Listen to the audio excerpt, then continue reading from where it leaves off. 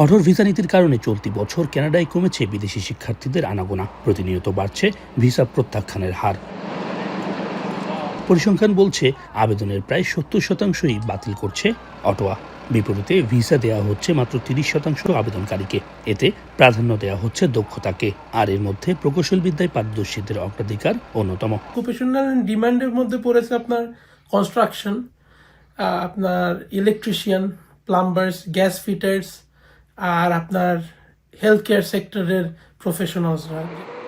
প্রকৌশল বিদ্যায় পড়াশোনা ও পারদর্শিতার দিক দিয়ে এগিয়ে থাকায় বিদেশিদের জন্য দেয়া কানাডা সরকারের সুযোগ সবচেয়ে বেশি কাজে লাগাচ্ছে ভারতীয় শিক্ষার্থীরা, যেখানে অনেকটাই পিছিয়ে বাংলাদেশিরা। তাই কানাডায় উচ্চশিক্ষার ক্ষেত্রে প্রকৌশল বিভাগকে প্রাধান্য দেওয়ার পরামর্শ অভিজ্ঞদের।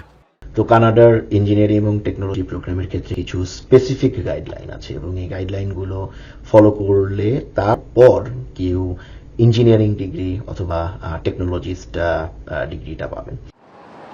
বিশেষজ্ঞরা বলছেন, উচ্চশিক্ষার ক্ষেত্রে নির্দিষ্ট কিছু স্বল্পমেয়াদী কোর্স বেশ সহায়ক হতে পারে। এছাড়া 4 বছর মেয়াদী স্নাতক করতেও কানাডায় আসতে পারেন সদ্য এইচএসসি শেষ করা শিক্ষার্থীরা। তবে দরকার ইংরেজিতে দক্ষতা। প্রতি বছর দেখা যায় বিদেশ থেকে প্রচুর পরিমাণে ইঞ্জিনিয়ারিং টেকনোলজিস্ট তারা হায়ার করে থাকেন, কিন্তু বাংলাদেশের ক্ষেত্রে দেখা যায় যে বাংলাদেশ থেকে খুব বেশি পরিমাণে আমরা ইঞ্জিনিয়ারিং টেকনোলজি দেখতে পাই না কানাডাতে। তার বড় একটি কারণ ল্যাঙ্গুয়েজ ব্যারিয়ার হতে পারে আর কি, কারণ এখানে এলিজিবিলিটি হতে হলে একটা ভালো ইংলিশের স্কোর থাকতে হয়। কানাডা, যুক্তরাষ্ট্রের মতো দেশগুলোতে গুরুত্ব সহকারে মেনে চলা হয় প্রকৌশল বিদ্যার নীতি। তাই এই দেশগুলো অর্থনৈতিক অগ্রযাত্রায় যেমন শক্তিশালী, তেমনি নিরাপত্তা ইস্যুতেও অনেক এগিয়ে। সৈয়দ ইফতেখার, এখন, কানাডা।